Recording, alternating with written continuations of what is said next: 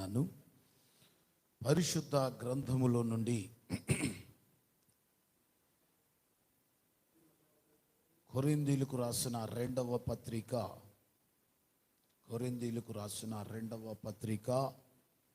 10వ అధ్యాయము 17-18 వచనాలు మనం చదివి వాక్యంలోనికి వెళదాం. బిడ్డలారా, దేవుని సన్నిధిలో అపోస్తులైన పౌలు గారు కొరింథీ సంఘానికి వ్రాస్తూ ఈ రీతిగా రెండవ పత్రిక వ్రాస్తూ ఆయన చూడండి, 10వ అధ్యాయము 17-18 వచనాలు చదివినట్లయితే, అతిశయించువాడు ప్రభువునందే అతిశయించవలెను. ప్రభువు మెచ్చిన వాడే యోగ్యుడు, కానీ మెచ్చుకొనువాడే యోగ్యుడు గాని తన్ను తానే మెచ్చుకునేవాడు యోగ్యుడు కాదు అని ఈ 10వ అధ్యాయము 17-18 వచనాలలో తేట తెల్లగా మనకు కనబడుతూ ఉన్నాయి. రెండు మాటలు, ఒకటి మెచ్చుకున్నవాడు యోగ్యుడు, ఎవరికి వారే మెచ్చుకున్నవాడు యోగ్యుడు కాదని లేఖనము చెలవిస్తూ ఉంది. గనుక ఈ సమయంలో కొద్ది నిమిషాలు దేవుని మాటలు మనం విందాం. ప్రతి సైతాను యొక్క ఆటంకములను నజరేయుడైన యేసు నామములో గద్దిద్దాం. స్తోత్రం, స్తోత్రం, స్తోత్రం. మీరే మాట్లాడండి నాయనా, మీ సన్నిధి మాతో ఉంచండి, మహిమను మీరు పొందండి. యేసు నామములు అడుగుచున్నాము తండ్రి, ఆమేన్. దేవునికి స్తోత్రం కలుగును గాక. హల్లెలూయా, హల్లెలూయా. దేవుని బిడ్డలారా, దేవుని సన్నిధానములో ఈ స్థలమందు వ్రాయబడిన సంగతులను కానీ మనం కొద్ది నిమిషాలు ధ్యానం చేస్తే, దేవుని బిడ్డలారా, కొరింథీలో ఉన్న సంఘమును దేవుడు పరిశుద్ధాత్మ ద్వారా పౌలు గారిలో నుండి హెచ్చరిస్తూ ఉన్నారు. ఎట్లాగునంటే, ఆ దినాలలో నేను పరిశుద్ధత కలిగి ఉన్నాను, నేను రక్షణ పొందాను, నేను పాటలు పాడగలను, నేను సాక్ష్యం చెప్పగలను, నేను ప్రసంగించగలను, నేను ఏదైనా చేయగలనని. అందుకనే కీర్తనాకారుడు అంటాడు, ఎవని మార్గము వానికి తిన్నగా లేక యథార్థముగా కనపడుతుందట. బిడ్లరా, మనము ఎవరు మెచ్చుకునే భక్తి చేయాలి? ప్రజలు మెచ్చుకునే భక్తి చేస్తే, పౌలయ్య గారు అంటారు కదా, నేను ప్రజలు మెప్పు కోరిన వాడనైతే నేను దేవునికి పరిచారకుడును కాను, దాసుడను కాను. గనుక నేను ప్రభు నిమిత్తమై ప్రయాసపడుతున్నాను. శ్రమైనా, కష్టమైనా, ఇబ్బందులైనా, ఇరుకులైనా, ఎన్ని పరిస్థితులు వచ్చినా నేను ప్రభు మెప్పు కొరకే నేను చేయాలనే ఉద్దేశంతోనే ఈ పోరాటంలో నేనేం చేస్తా ఉన్నాను, పోరాడుతా ఉన్నాను అని చెప్పాడు. బిడ్డలారా, దేవునికి స్తోత్రం చెప్పండి, చేతులెత్తి.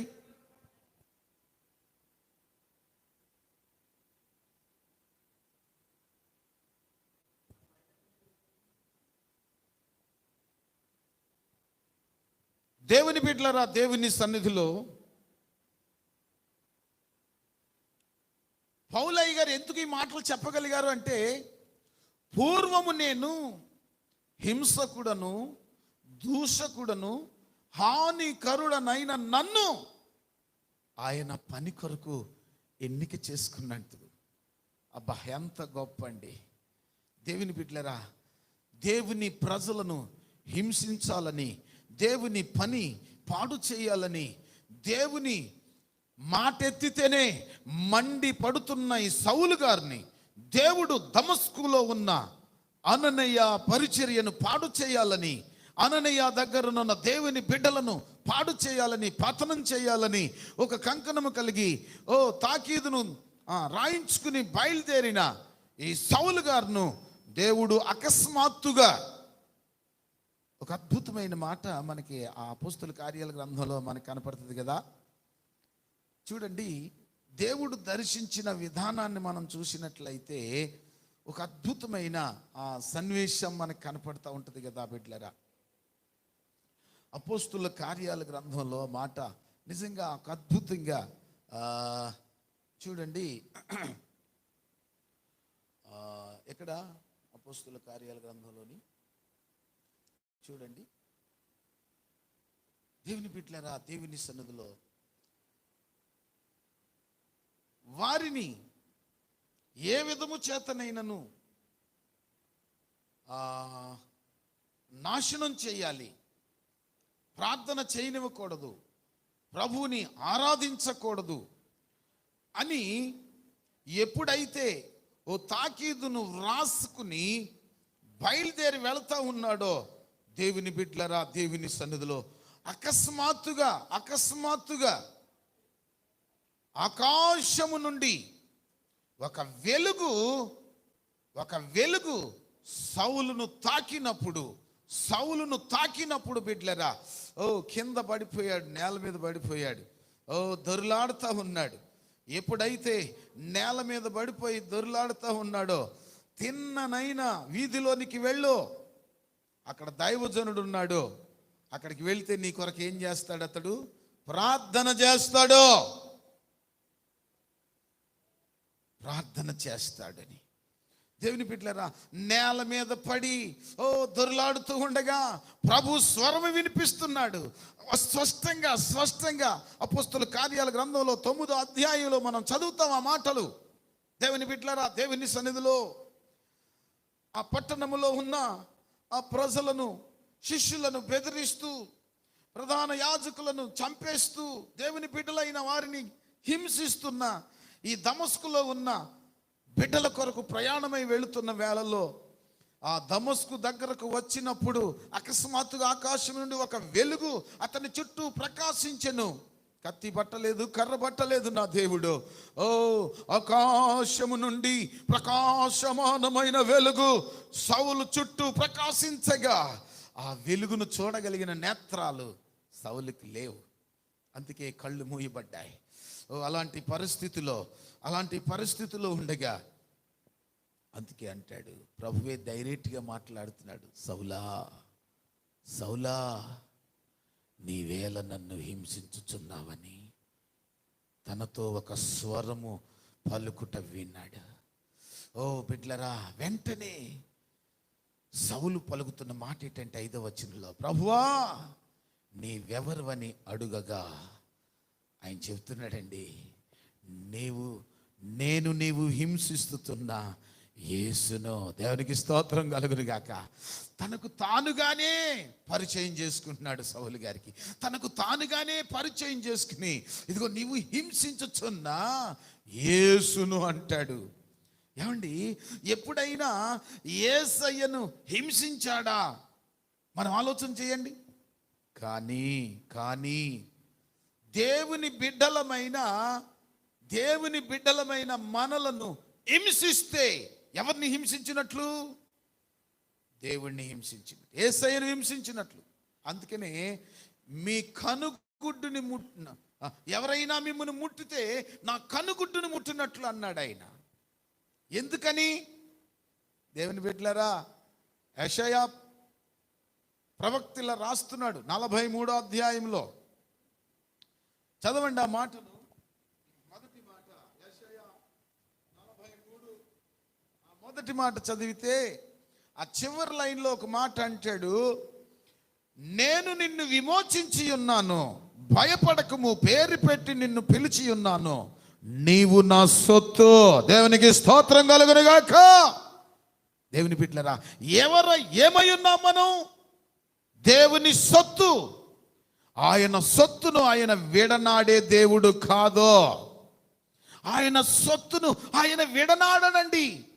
అందుకే కీర్తనకారుడు 100వ కీర్తనలో ఇలా రాస్తున్నాడు దావీదు గారు. 100వ కీర్తనలో ఒక మంచి మాట కనపడుతుంది కదా.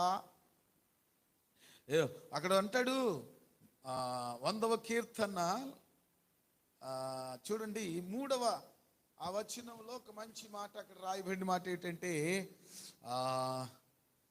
2వ లైన్లో అంటాడు కదా, ఆయన మనలను పుట్టించెను, మనము ఆయన వారము, ఆయన ప్రజలము, ఆయన మేపు గొర్రెలము. దేవునికి స్తోత్రం కలుగును గాక. హల్లెలూయా. ఎవరండి మనం? ఆయన సొత్తు, ఆయన ప్రజలము. ఆయన ప్రజలను దేవుడు విడనాడువాడు కాదు. దేవుని బిడ్డలారా, ఆయన సొత్తును పాడు చేయాలని వెళ్ళిన సౌలును దేవుడు దర్శించి వెలుగు ద్వారా ఇదిగో సౌలును దేవుడు ఏర్పాటు చేసుకున్నాడు. దేవుడు సౌలును పౌలుగా మార్చేశారు. దేవునికి స్తోత్రం కలుగును గాక. అందుకని అక్కడ మంచి మాట, దమస్కులో అననీయ అను ఒక మనుష్యుడుండెను, ప్రభు దర్శనమందు అననీయా. ఇక్కడ సౌలు నేల మీద పడి పొర్లాడుతున్నప్పుడు దేవుడే వెళ్ళి మాట్లాడాడు, స్వరం వినిపించాడు. అక్కడ ప్రార్థనలో ఉన్న దమస్కులో ఉన్న అననీయ దైవజనుడి దగ్గరికి వెళ్ళి, ఇదిగో అననీయ నీ వెళ్ళు,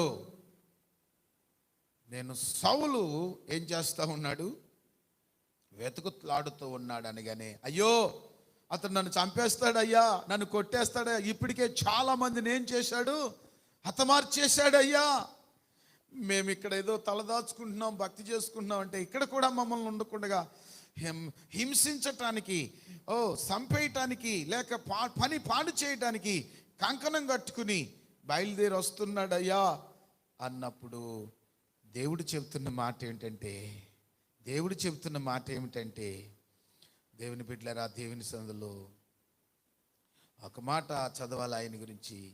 15వ వచనం కింద నుంచి చదివితే అక్కడ అంటాడు, ఇదిగో అందుకు ప్రభువు నీ వెళ్ళుము, అన్యజనుల ఎదుట, రాజుల ఎదుటను, ఇశ్రాయేలుల ఎదుటను. ఎవరి ఎదుటండి?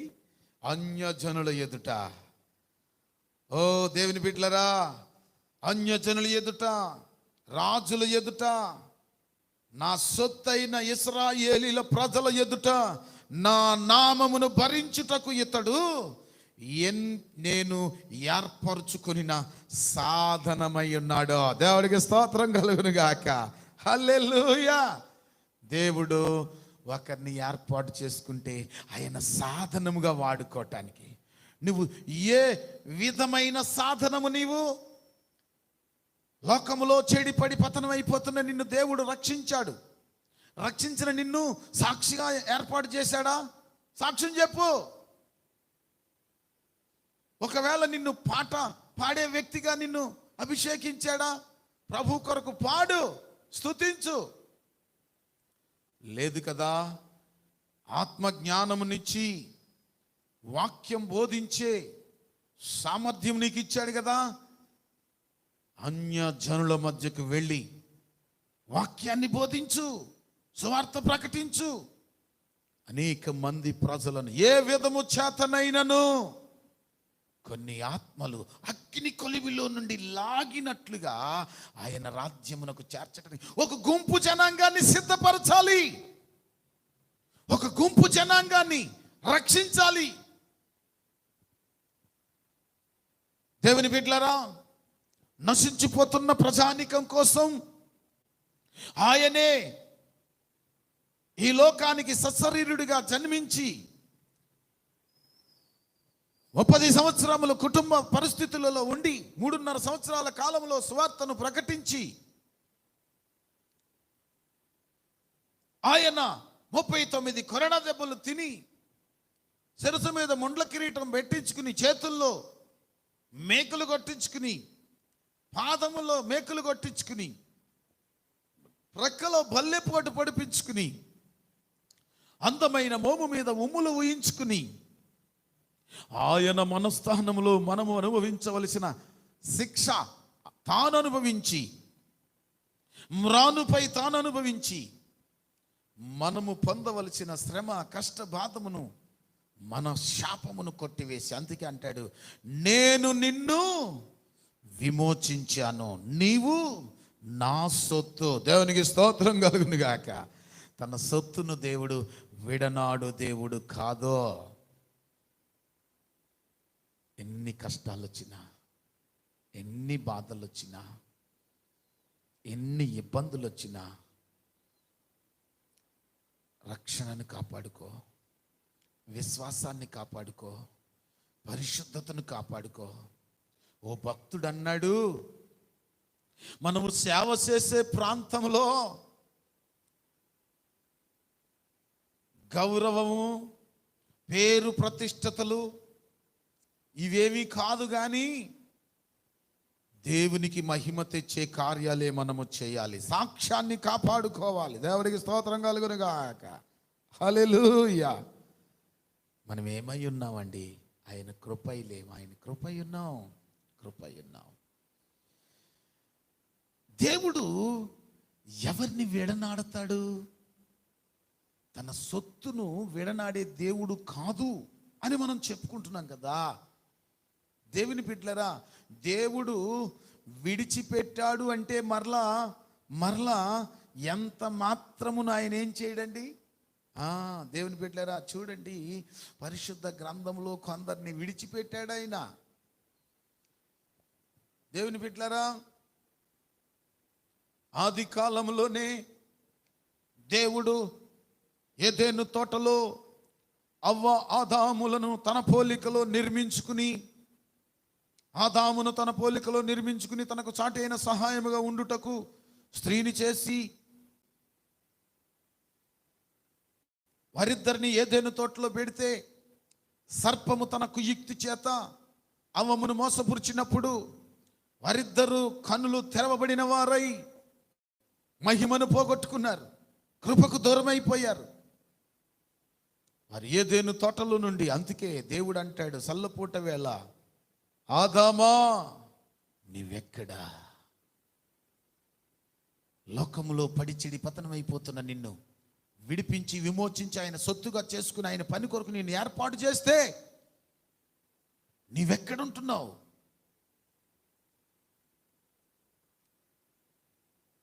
మా ఆత్మీయ నాయకులు యశోదాస్తాయి గారు ప్రస్తుతం పీటర్ వరప్రసాద్ బాబు గారు నాయకులుగా మాకుండి నడిపిస్తున్నారు. కృష్ణా జిల్లాలో కూచిపూడి మండలంలో అక్కడ పెద్దపూడి అనే గ్రామం ఉంది. అక్కడ భక్తులండి ఇస్మాయిలయ్య గారు ఒకానొక సమయంలో ఆయన సాక్ష్యంలో ఈ మాట అన్నమాట. మధ్యాహ్నం నుండి కొంచెం ప్రార్థన అయిపోయిన తర్వాత ఖాళీగా ఉంటే సైకిల్ వేసుకుని వెళ్ళి ఆయన సెంటర్లో నుంచుని ఉన్నారట. ఆ సెంటర్లో నుంచుని ఉంటే ఆ సెంటర్లో నుంచి అట్లా చూస్తూ ఉన్నారు. వెళ్ళిపోతున్న బస్సులు, ప్రజానికాన్ని అట్లా ఉంటుంటే ఆలోచిస్తూ ఉంటుంటే పరిశుద్ధాత్మ దేవుడు మాట్లాడుతున్నాడట. ఇస్మాయిలు, ఇక్కడ నీకు పని ఏమిటి అని అడుగుతున్నాడట. వెంటనే తుల్లిపడి పరుగు సైకిల్ వేసుకుని ఇంటికి వెళ్ళిపోయి, ప్రభువా నన్ను క్షమించు నాయన, నన్ను క్షమించు నాయన, ప్రభు దగ్గర ప్రార్థన చేసుకుని కన్నీళ్లు కార్చి, ఓ దేవుని బిడ్డలారా, క్షమాపణ పొందుకుని ఒక అద్భుతమైన సేవ చేసిన దైవజనులు రెవరెండ్ డాక్టర్ ఇస్మాయిలయ్య గారు. దేవుని బిడ్డలారా, దేవుని సన్నిధిలో దేవుని పని కొరకు నిన్ను విమోచించి ఆయన పని కొరకు నిలబెడతా ఉంటుంటే ఆయన పనే చేస్తున్నావా, లేకపోతే రకరకాల యాపకాలు పెట్టుకుంటున్నావా? ఏమండి, దేవుని పని కొరకు నీవు నియమించబడితే దేవుని పని మానేసి దేవుళ్ళాట అండి, దేవుళ్ళాట. దేవుని పని మానేసి దెయ్యం పని ఎక్కువ, దేవుళ్ళాట ఎక్కువ. నీవు దేవుని పని కొరకు నియమించబడ్డావా? సువార్త ప్రకటించు, ఉపవాసం ఉండి ప్రార్థన చేయి, లేదా సంఘ కార్యక్రమాలుండు. ఏ పని లేదు కదా, రెస్ట్ తీసుకో, బైబిల్ చదువుకో, పత్రికలు చదువుకో, భక్తుల చరిత్రలు చదువు. ఇంత గొప్ప సాక్షి సమూహం మన ఎదుట ఉంది పరిశుద్ధ గ్రంథంలో. దేవునికి స్తోత్రం కలుగును గాక. సులువుగా చిక్కులు పెట్టు పాపం అండి. తన సొత్తును పాడు చేయాలని, ఎలాగైతే తన కుయుక్తి చేత అవ్వాదాములను పండు తినిపించి పాడు చేసి తన సొత్తు అయిన ప్రజలను ఏం చేశాడు? ఏదైనా తోటలో నుండి బయటికి గింటివేశాడు. దేవుడు వారిని ప్రేమించాడు, అయినా విడిచిపెట్టలేదు, ప్రేమించాడు.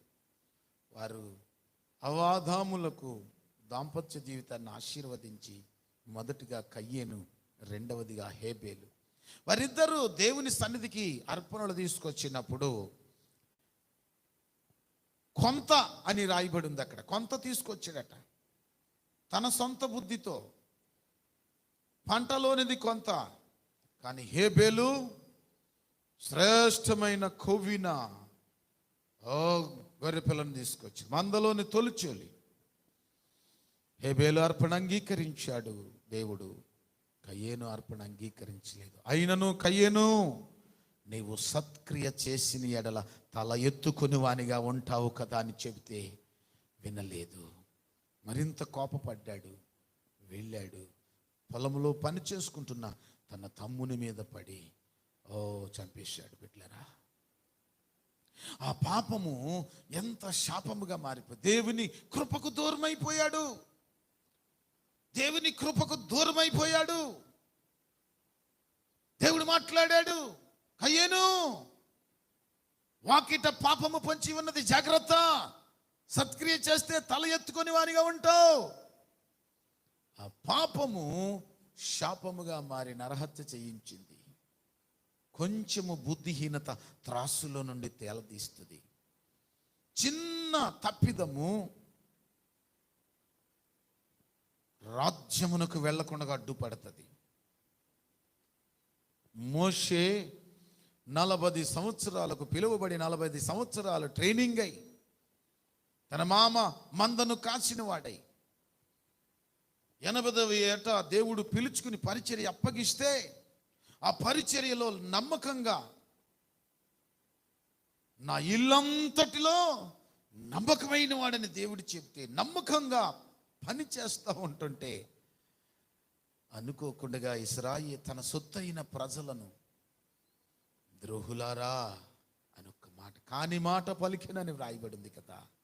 ఆ ఒక్క మాట, నీవు బండతో మాట్లాడు అంటే బండను కొట్టిన కారణాన్ని ప్రయాసపడ్డాడు, కన్నీళ్లు కార్చాడు. రేయనక పగలనక దేవుని పనిలో నమ్మకముగా జీవించిన, మంచి సాక్ష్యం పలికిన మోషే ఆ పాలు తేళ్లు ప్రవహించు కానాను దేశానికి వెళ్ళటానికి ప్రయాణమై వెళుతున్నప్పుడు చాలా విచారించవలసిన విషయం అండి.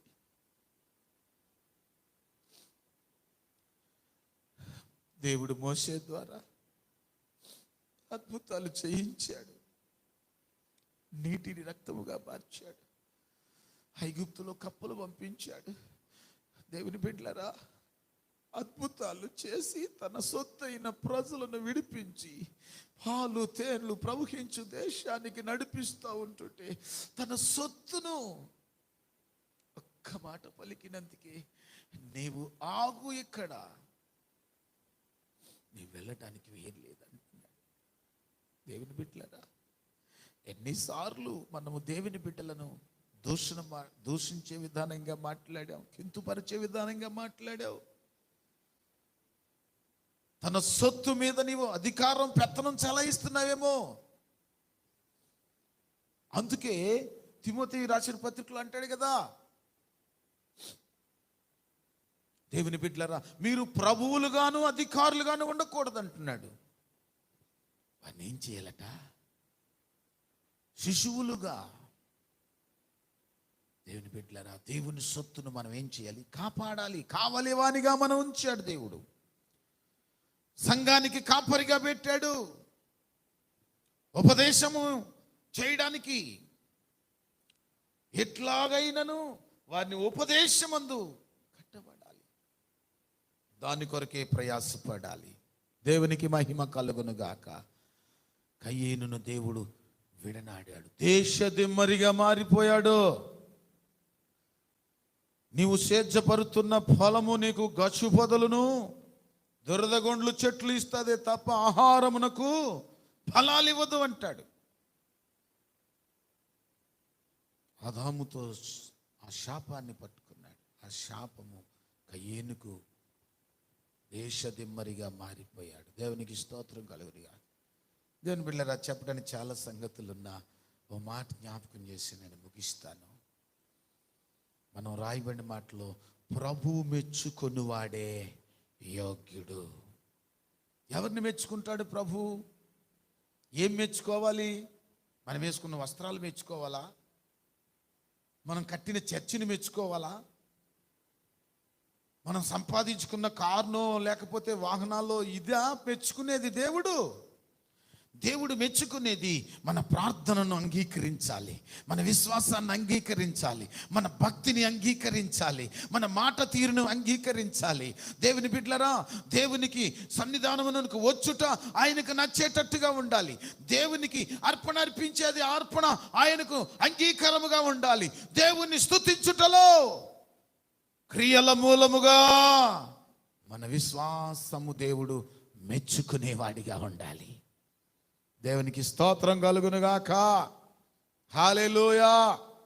దేవుని బిడ్డలారా, దేవుని సన్నిధిలో ఓ మాట జ్ఞాపకం చేసుకుంటే మత్తయి సువార్త 26వ అధ్యాయంలో 24వ వచనాన్ని చదివితే దేవుడు ఎంత బాధపడుతున్నాడో, ఎంత వేదన చెందుతున్నాడో ఆ సమయం ముందు బిడ్డలారా, ఆ మాట చదువుతుంటే ఓ గుండె జల్లుమంటదండి.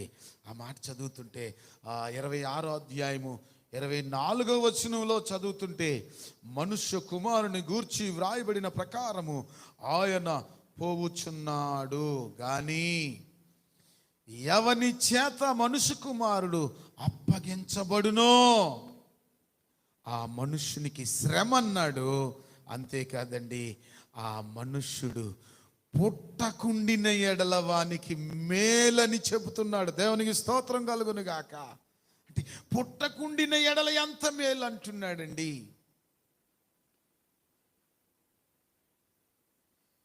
యోధా ఇస్కరియోతు గురించి ఆ మాట ప్రభు పలుకుతున్నాడు. ఆ మాట పలకటానిక మనం, ఇదిగో నీ నామం పేరట దయ్యాలు వెళ్ళగొట్టామయ్యా, నీ నామం పేరట అద్భుతాలు చేశామయ్యా, నీ నామం పేరట ప్రవచనాలు చెప్పామయ్యా, నీ నామం పేరట స్వస్థతలు ప్రకటించామయ్యా. ప్రభు అంటాడు బిడ్డలరా, మిమ్ములను నేను ఎరుగను అంటున్నాడు. దేవునికి స్తోత్రం చెప్పండి. హల్లెలూయా. దేవుని బిడ్డలరా, దేవుని సన్నిధిలో అక్కడ రాయబడిన మాట ఏమిటంటే నేను మిమ్ములను ఎరుగను అంటున్నాడు. దేవుని బిడ్డలారా, దేవుని సన్నిధిలో ప్రవచించినా, ప్రార్థించినా, అద్భుతాలు చేసినా దేవుడు మెచ్చుకోవాలి.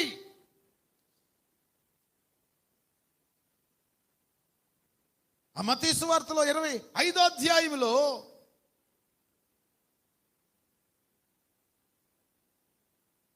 ఇక్కడ 11వ వచనం, అంతట తలుపు వేయబడెను.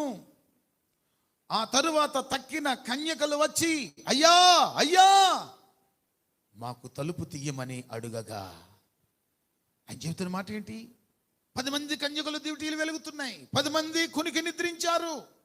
అర్ధరాత్రి వేళ పెండ్లి కుమారుడు ఎదుర్కోవాలని ఎదురు చూస్తున్నప్పుడు పెండ్లి కుమారుడు స్వరం వినిపించబడింది.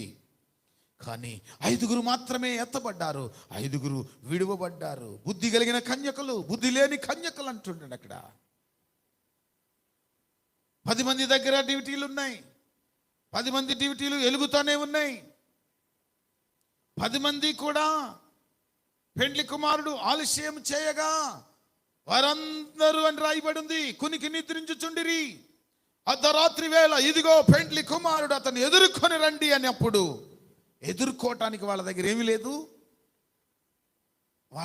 వాళ్ళకి వాళ్ళే, మేము ప్రార్థించగలము, మేము ప్రవచించగలము, మేము సువార్త ప్రకటించగలము, నేను పాటలు పాడగలను, నేను అని విర్రవీగిన నెబుకద్నెజరు రాజు గద్దెలు దించి గడ్డి మేయించాడు. దేవుని బిడ్డలారా, దేవుని సన్నిధిలో ఆయన అంటున్న మాట ఏమిటంటే, అతడు మిమ్మును ఎరుగనని మీతో నిశ్చయముగా చెప్పుచున్నాను నేను. హల్లెలూయా. ఎరుగను అనే మాట మనం పలుకు. అంతేకాదండి, ఆయన అంటాడు కదా, నా నోటు నుండి మిమ్మల్ని ఏం చేస్తానంటాడు, ఉమ్మివేయబడతాడు. అందుకని ఉంటావా, చల్లగా ఉండు, లేదా వెచ్చగా ఉండు, నులివెచ్చని స్థితిలో నటించకు. ప్రార్థించినట్లుగా నటించకు, భక్తి చేస్తున్నట్టుగా నటించకు. భక్తి వేషం వేసుకోవద్దు. భక్తి వేషం పరలోకానికి తీసుకువెళ్ళదు. భక్తి వేషం వేసుకుంటే ఈ లోకంలో నటనా జీవితము బ్రతుకు తెరువు కొరకు పనికి వస్తుందేమో ఒకవేళ నటిస్తే. అందుకే భక్తుడు అంటాడు కదా, మట్టి గోడకు గచ్చుపూత. పైకి భక్తి గలవారయుండి దానిని శక్తిని ఆశ్రయించలేని వారని రాయబడింది బిడ్డలారా. పైకి భక్తి గలవారిగా నటించొద్దు. నీ హృదయంలో ఉన్నది నీ నోటితో మాట్లాడు. హృదయం నిండిన దాన్ని బట్టి అంటాడు దేవుడు. నేను ముగిస్తున్నాను బిడ్డలారా దేవుని సన్నిధిలో. స్థలమందు నేను జ్ఞాపకం చేస్తున్న మాట ఏంటంటే, విడనాడని దేవుడు మన దేవుడు. విడనాడని ఒక వ్యక్తిని దేవుడు దృష్టిస్తూ ఉన్నాడు. ఆ వ్యక్తిని మీకు పరిచయం చేసి నేను ముగిస్తాను బిడ్డలారా దేవుని సన్నిధిలో. చూడండి, అపోస్తుల కార్యాల గ్రంథంలోనే ఒక మంచి మాట వ్రాయబడి ఉంటుంది కదా. నేను చూడండి, ఓ మాట చదువుదాం. చూడండి, 13వ అధ్యాయములో, అపోస్తుల కార్యాల గ్రంథము 13వ అధ్యాయంలో 22వ వచనం. తరువాత అతనిని తొలగించి దావీదును వారికి రాజుగా ఏర్పరిచెను, మరియు ఆయన, నేను యెషయా కుమారుడైన దావీదును కనుగొంటిని. ఎవరిని కనుగొన్నారటండి? యెషయా కుమారుణ్ణి కనుగొన్నాడట. ఎవరైనా? ఆఖరి కొడుకు, తల్లిదండ్రులే పట్టించుకోలేనివాడు, అన్నలు త్రోసివేసినవాడు, ఎవ్వరికి అక్కర్లేని. దేవుడు చెప్పాడు సమూయేలు ప్రవక్తతో, వెళ్ళు, యెషయా కుమారులలో ఒకరిని అభిషేకించన్నాడు. ఏ కుమారుడు చెప్పలేదు. పెద్దవాడు వస్తే ఇతన్ని నేను త్రోసివేశాను అన్నాడు. రెండోవాడు వస్తే నేను ఇతన్ని ఎంపిక చేసుకోలేదన్నాడు. అలాగున అందరినీ తీసుకొస్తే చివరిగా ఎవరైనా ఉన్నారా కొడుకులు, నేనే దర్శనం తేడా చూశానా, నేనే అని సమూయేలు కంగారు పడుతూ ఉంటుంటే కడసారపు వాడైన దావీదును దేవుడు కనుగొన్నాడు. ఆ దావీదును తీసుకొచ్చిన అతని గురించి చెబుతున్న మాట ఏమిటంటే, అతడు నా ఇష్టానుసారమైన మనుష్యుడు, అతడు నా ఉద్దేశములన్నీ నెరవేర్చువాడని చెప్పి అతని గురించి సాక్ష్యం ఇచ్చాను. అబ్బా, హల్లెలూయా. దేవుడే ఏం చేయాలండి? మనల గురించి మంచి సాక్ష్యం పలకగలగాలి. దేవుడు నిన్ను గురించి సాక్ష్యం పలికేటట్టుగా నీ సాక్ష్యాన్ని కాపాడుకుంటున్నావా? నీ విశ్వాసాన్ని కాపాడుకుంటున్నావా? ప్రార్థనలో, విశ్వాసములో, పరిశుద్ధతలో, నీతిలో, యథార్థతలో ప్రభు అప్పగించిన పని, ఆయన అప్పగించిన మేర నమ్మకముగా నీవు ఆయన పని చేస్తున్నావా? సముద్రంలో వల వేసి చేపలు పట్టురా బాబు, పట్టునాయన అంటే కొంతమంది బుట్టల కొలేస్తున్నారండి. బుట్టల కొలేస్తున్నారు.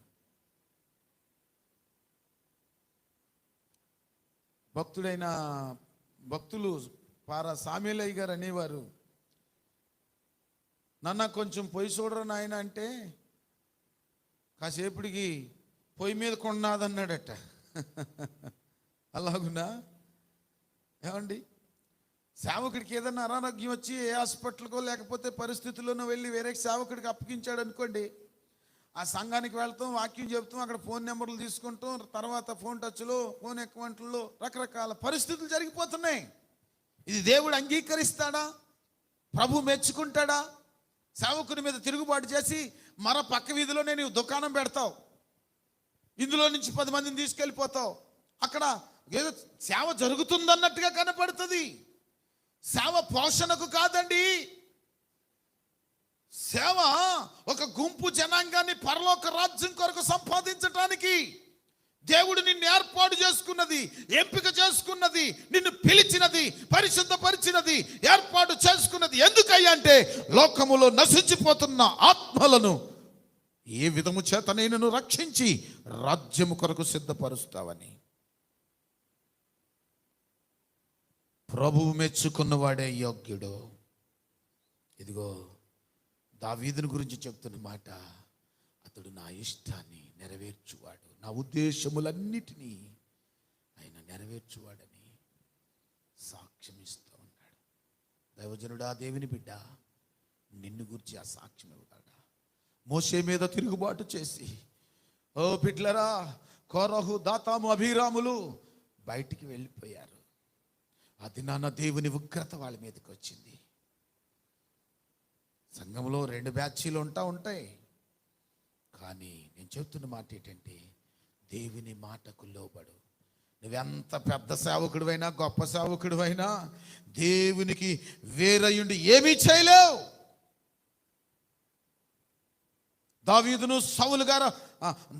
సౌలు రాజుగా సమూయేలు గారు అభిషేకించారు. దావీదు గారిని కూడా సమూయేలు గారు అభిషేకించారు.